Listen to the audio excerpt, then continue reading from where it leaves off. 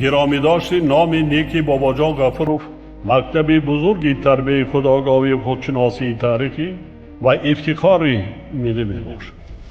بنابراین ما را ضرور است که خاطره این فرزند فرزانه ملت را پاس داریم. شاه اثر تاجیکان و دیگر آثار بیگزند او را پیوسته آموزیم و از کار و فعالیت فداکارانه‌اش سبق بگیریم. این برای نسل جوان بسیار یک نمونه عبرت است. من نسبت بابا جان غفورов یک شخص فدایی نسبت به ملت تاجیک را می‌بینم.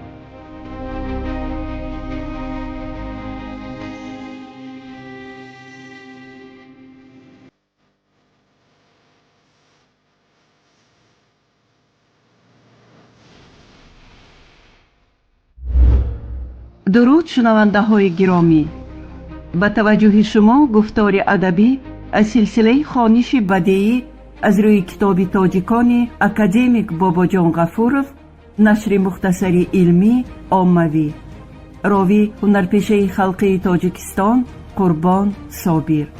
آغاز گفتار 12.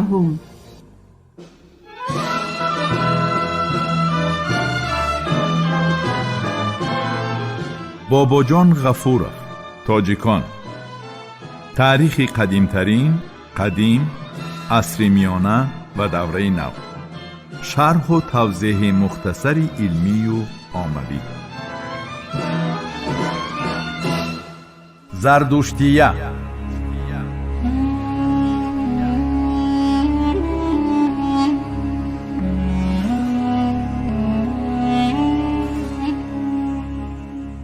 تاریخ پیدایش و تشکل آیین و مذهب‌ها از جمله آیین زردشتی و کتاب مقدس آن اوستا در بین قوم و طایفه‌های آریایی توجه عالمان زیادی مرکزهای گوناگون علمی جهانی را به خود جلب نموده است. مخصوصاً در 10 سالهای اخیر در این سمت پیشروی نظررس مشاهده می شود. یکی از محققان موضوع گرشویچ 3 نام عمومی زردشتیه را پیشنهاد نموده است. زراتشترانیسم، دینی زمان خود زردشت، همان طوری که آن در گاتها انعکاس یافته است. زراتشتراتسیسم، دینی که در متن‌های نسبتاً برتری اوستایی انعکاس گردیده است. زرائستریانیسم، آیین زمان ساسانی. هنوز در حدود هزاره‌های 2 پیش از میلاد در بین قبیله‌های ایرانی مذهب‌های گوناگون موجود بودند که بعداً آنها با زردشتیه آمیزش یافتند. پیدایش آنها به دوره‌های قدیمتر، زمانی موجودیت عمومیت هندو ایرانی و بعضاً عمومیت هندو اروپایی راست می‌آید. مثلا ستایش میترا یا اهورا، خداهایی که ایرانیان می پرستیدند. بعداً تصورات درباره خدای یگانه اهورا تشکل می یابد که او را مزدا یعنی دانا می نامیدند. دایر به شخصیت تاریخی بودن زردشت بعضی اندیشه ها نیز جای دارد. اکادمیک باباجان غفورov دایر به این مسئله در کتاب نخستین خود تاریخ مختصر خلق تاجیک معلومات مفصل داده است. او ذکر می کند که طبق معلومات سرچشمه های خطی و تحقیقات علمی عالمان شناخته، زردشت واقعاً شخص تاریخی بوده، مرتب بخش قدیمه گاتها می باشد. در شخصیت زردشت آدمی زنده، مبارز و تبلیغاتچی ماهر روشن عیان می گردد. بعداً هنگامی مرتب سازی خرد اوستا زردشت همچون سیمای اساطیری تصویر یافته است. زردشت و یا شکل اروپاییش زرعست از دودمانی سپیتما بوده، پدرش پاوروشاسپا و مادرش دوغداوه نام داشتند. محققان معنی نام زردشت را همچون شتربان شهر دادند. با معلومات دسترس او از طبقه موبدان بود. شخصی کم بضاعت محسوب می یافت، زیرا بعضی شکوه هایش و مثل آن که چاروا و تابعانی کم دارد باقی مانده است. در گاتها نوشته شده است که به زردشت دینی مردمی از اهورامزدا نازل شده است. در ابتدا تعلیمات زردشت و دینی نو به موفقیت صاحب نشد. یک مدت مجبور گردید که فراری شود و تنها پس از در شخصی کوی شاهزاده ویشتاپس حمایتگر پیدا نمودن، خاندان حکمران و مردمان رو به دین و تعلیمات او آوردند. کوی شاهزاده به زبان اوستایی، در زبان فارسی میانه و تاجیکی کی، از اینجا کیکاووس، کیقوباد یا دیگر شاهان کیانیان. پیش از همه دینی نو را شاه ویشتاپس و نزدیکان او قبول نمودند. درگاه‌ها دایر به نزدیکان و خویشاوندان زردشت نیز معلومات آمده است. موبدان دینی پیشین و پیشوایان قبیله ها، اشرافان، تعلیمات زردشت را خوب نپذیرفتند، زیرا آن و مقابل آنها مخصوصاً بر ضد مراسم های وزنین و زیاد به مثل قربانی های خونین روانه شده بود. مضمون اساسی تعلیمات زردشت را زندگی آسایشته مقیمی، حاکمیت پرقوت، مقابلت و همه گونه زد و خورد و جنگ های غارتگرانه، تاراج چاروا تشکیل میداد. زردشت ستایش خدای یگانه اهورامزدا را طلب میکرد.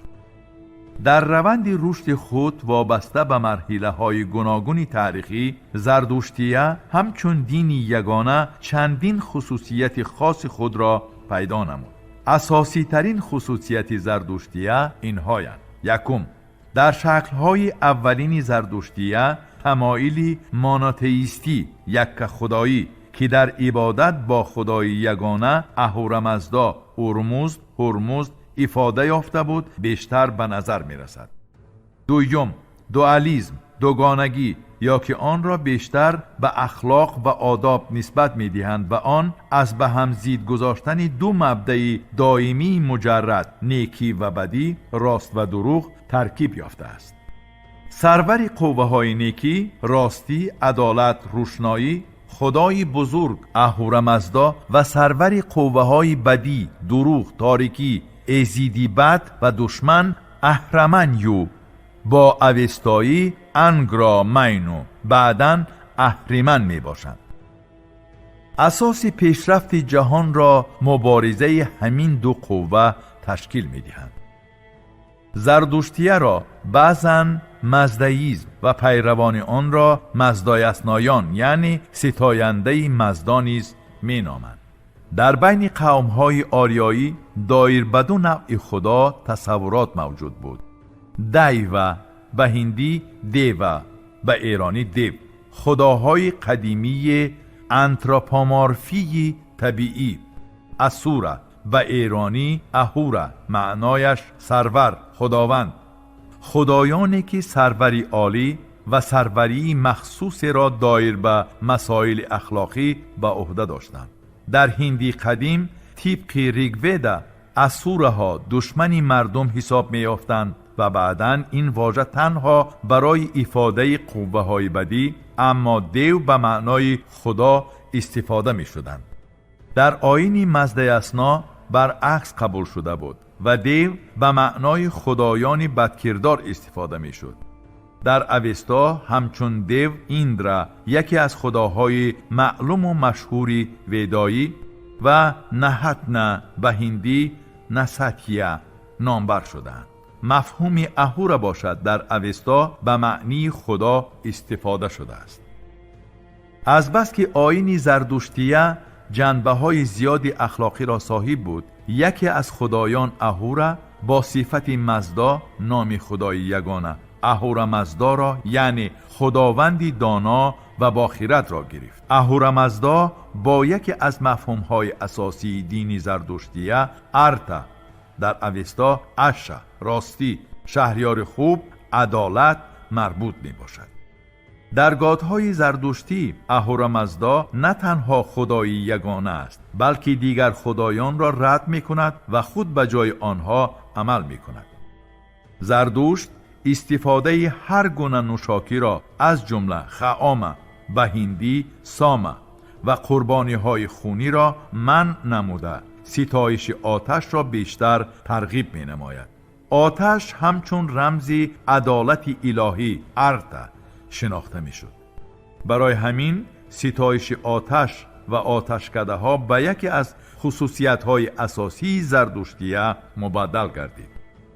آهسته آهسته در برابر تمایل یک خدایی در زردشتیه تصورات دوالیستی دوگانگی نیز انکشاف می‌یابد. وابسته به چنین تصورات تمام چیزهای روی جهان از جمله خدایان، حوادث طبیعت و جمعیت، حیوانات و غیره به نیک و بد، راستی ارته و دروغ دروغه، شکلی اوستایش دروج یعنی تجسمی بی‌عدالتی، بدی و بداخلاقی تقسیم می شدند. مقام انسان در زردشتیه وابسته به اندیشه اراده آزاد که در گاتها تحکیم یافته بود نهایت بلند می باشد. نیک و بد را انسان انتخاب می کند و عمل او در مبارزه ابدی نیک و بد نقش حل کننده دارد.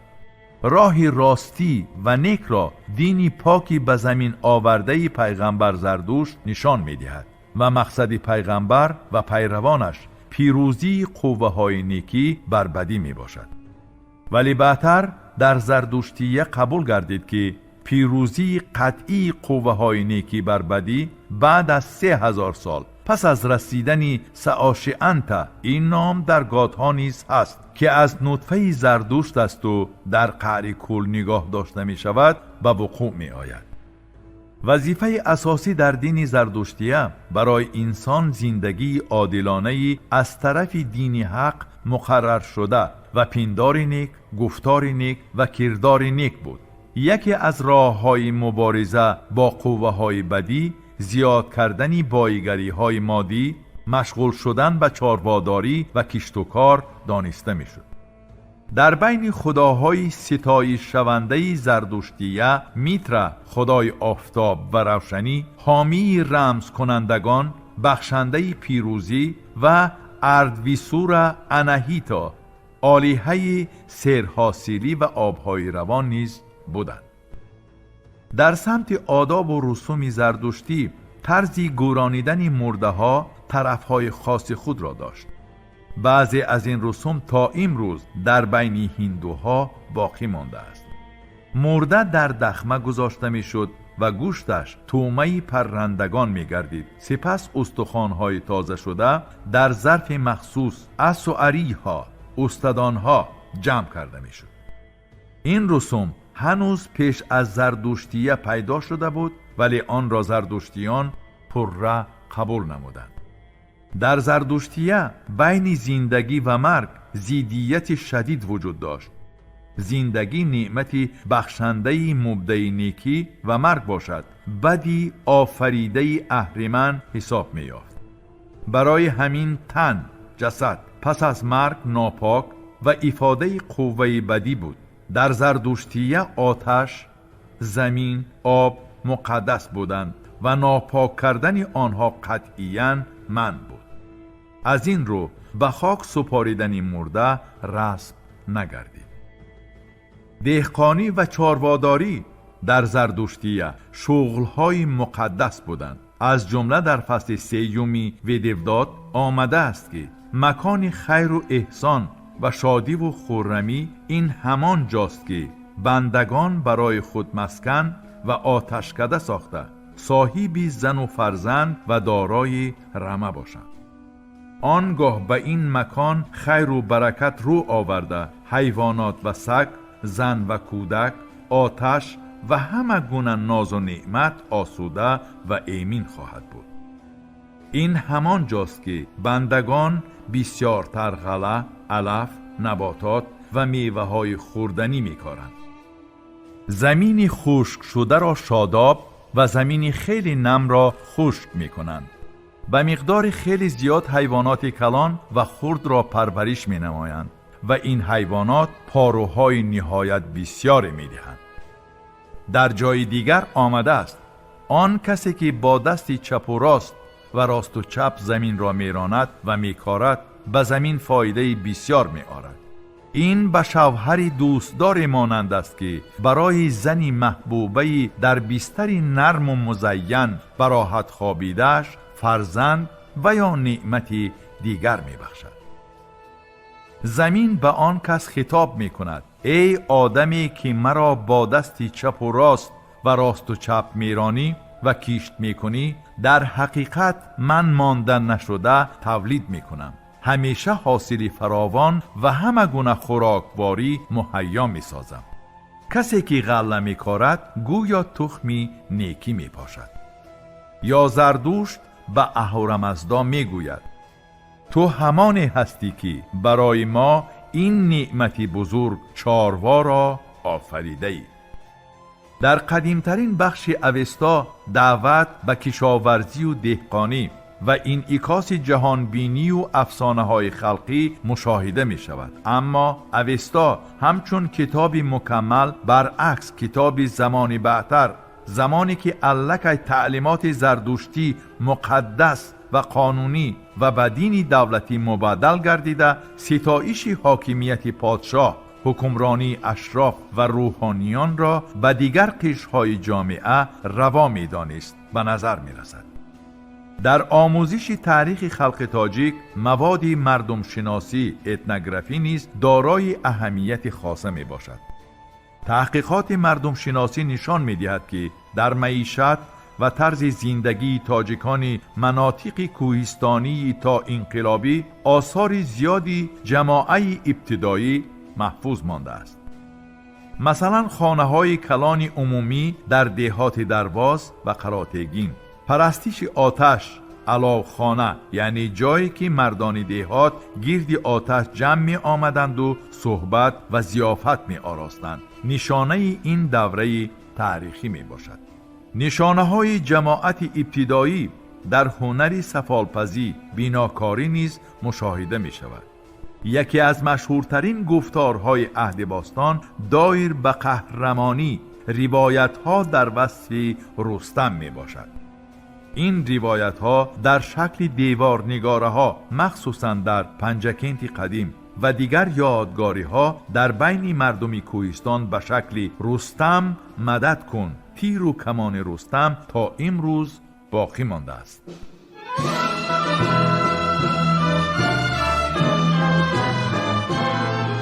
باباجان غفورov، تاجیکان. تاریخ قدیمترین، قدیم، عصر میانه و دوره نو. شرح و توضیح مختصر علمی و عملی.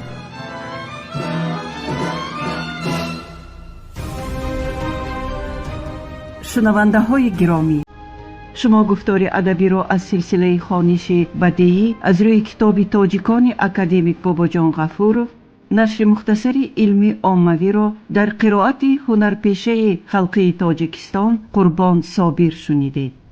محرر سیدزاده عابدجان، کارگردان عبدالمنان رحمان. این گفتار سال 2024 ثبت شده است. انجام گفتار 12. آموزش کتاب تاجیکان جوانان ما را هشدار می دهد که نیاگان فرزانه ما در مسیر تاریخ چی جایگاه مقدس داشتند. کتاب تاجیکان احساس خودشناسی ملی و زیرکی سیاسی را در دل و ذهن جوانان ما تحکیم می بخشد.